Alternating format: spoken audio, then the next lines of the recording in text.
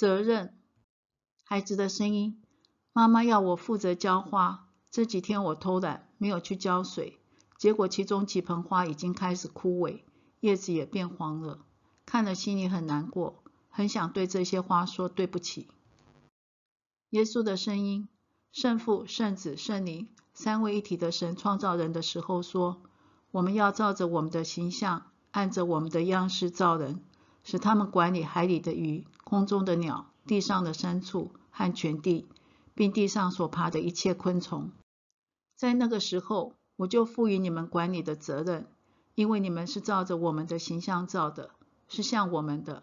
所以你们就可以管理好全地。只要你将我的形象活出来，你就具有管理的能力。但是你要负起责任，有我形象的人也会愿意负起责任。因为我看重你们，所以赋予你们责任。责任是一种承担，需要付出，但绝对不是重担。我要你们学习付出，同时也学习交托，承担责任，但是把责任的重担交给我，不要独自承担，这对你太重。如果我在上面增加力量，你就会承受不了。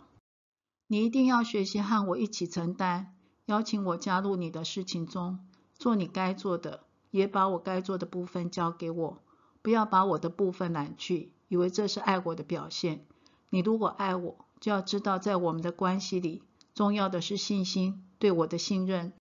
你的责任是完全的信靠我，学习凭信心，依靠圣灵而行，不是靠自己的力量要做多少，而是在我里面要和我一起走多远。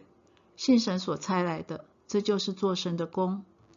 天地万物都造齐了，到第7日，神造物的工已经完毕，就在第7日歇了他一切的工，安息了。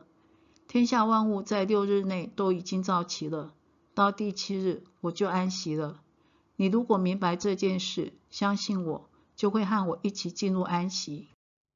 你要接受我给你的工作，但是你的心要和我一起进入安息。我要用你，你要为我做工，这是我给你的托付。你需要有肩膀，愿意承担，这就是责任。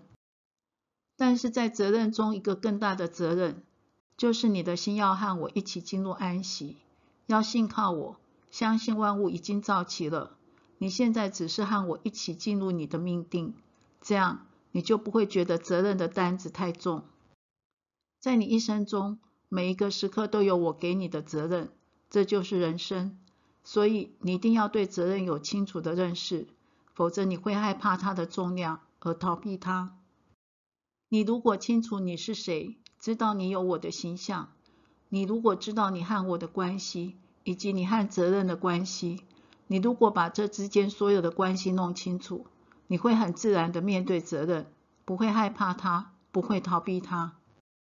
你会挺着肩膀，欢喜承担我对你的托付，这是你的责任。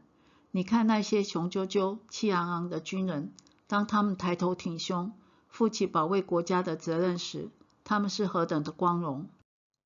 荣耀会伴随着责任而来，当你负起该负的责任时，就会有该有的荣耀要给你。这是我对你的装饰，给你添加的美丽。这是一个马拉松式的赛跑，是一生之久，你需要忍耐，坚持到底，但是随之而来的荣耀，就是生命的冠冕。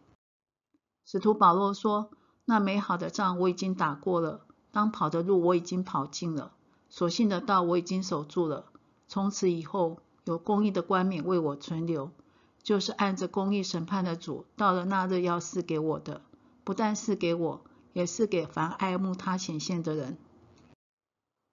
保罗尽了他的责任，完成我给他的托付，打完了美好的仗，跑尽了当跑的路，守住了所信的道。他知道他会从我手中得到公义的冠冕，这冠冕也要给那些像保罗一样尽忠职守、勇于负责的人。凡是爱我的人，都会得到这样的冠冕，